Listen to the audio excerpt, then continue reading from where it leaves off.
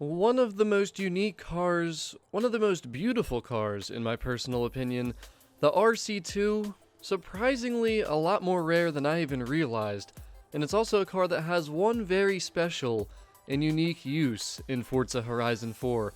This thing is 100% electric. It has 4 separate motors, one for each wheel, delivers 1900 horsepower, 1700 torque, it's a 2-speed transmission, stock all-wheel drive, it has an active aerodynamic wing, among a ton of other aerodynamic designs. This crazy beast of a hypercar has only been available one time in Forza Horizon 4. I seriously did not realize this. It's been a while, too. Series 10. It was the 50% completion bonus for the spring season. That is a while ago. I didn't even realize how long it's been since the Rimac came into the game. I feel like it's a car that people definitely forgot about, don't talk about too much, definitely don't use too much.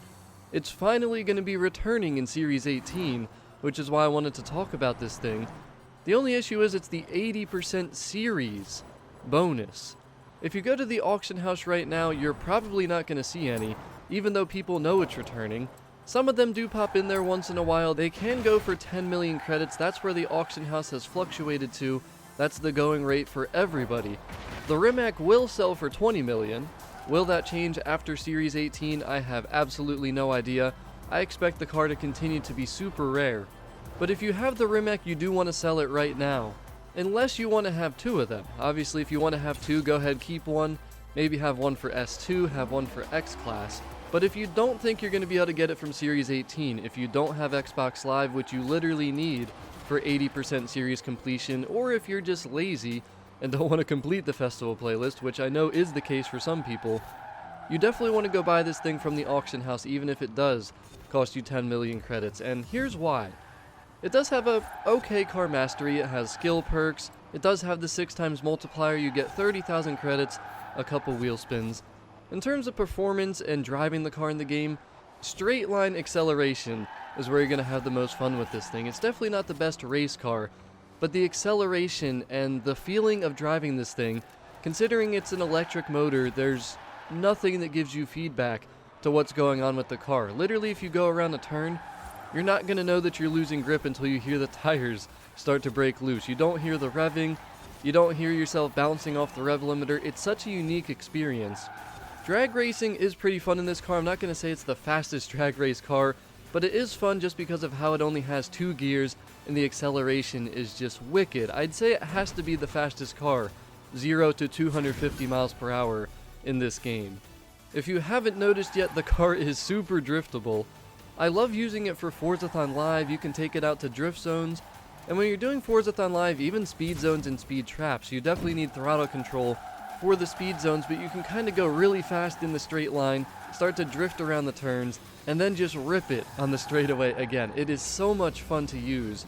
The crazy acceleration is what makes this car fun, no matter what negatives there are about the overall performance of this thing. If nothing else, it's just fun to mess around in single player. Just go do some races against some easy difficulty drivatars.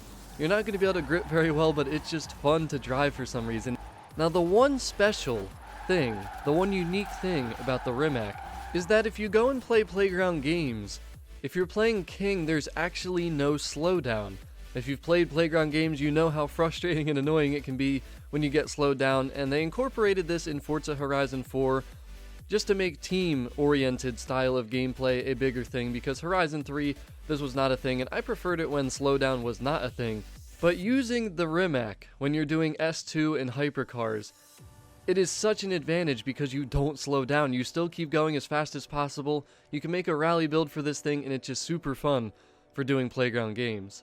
We actually used this back when we unlocked the Ration, and not too many people knew about this, so we had a huge advantage when we were going to do that. That is probably, in my opinion, the best use for the Rimac in Forza Horizon 4, aside from just having a blast with this thing, just driving around, having fun. But at the end of the day, like I said, it is just such a unique driving experience, even in Forza Horizon 4.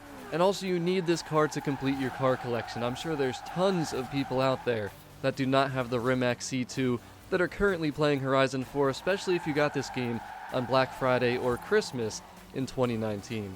I will definitely have a link in the description to Rimac's C2 informational page. There is so much stuff to take in about this car, the details of it, the specs, the build, everything. It's just absolutely insane. It's an incredible car, certainly an advanced car for this day and age, and if you don't know anything about the car, I highly recommend you check out that link. You'll learn a lot. You probably won't understand half of the stuff. But the Rimac C2 is certainly a very fun and unique car that you need to own in Forza Horizon 4. I really hope that everyone found this video to be helpful or useful in one way or another. I really hope everyone's able to get it through Series 18, the 80% completion. If not, I will certainly try and get you guys the car at the auction house. But as always, thank you so much for watching.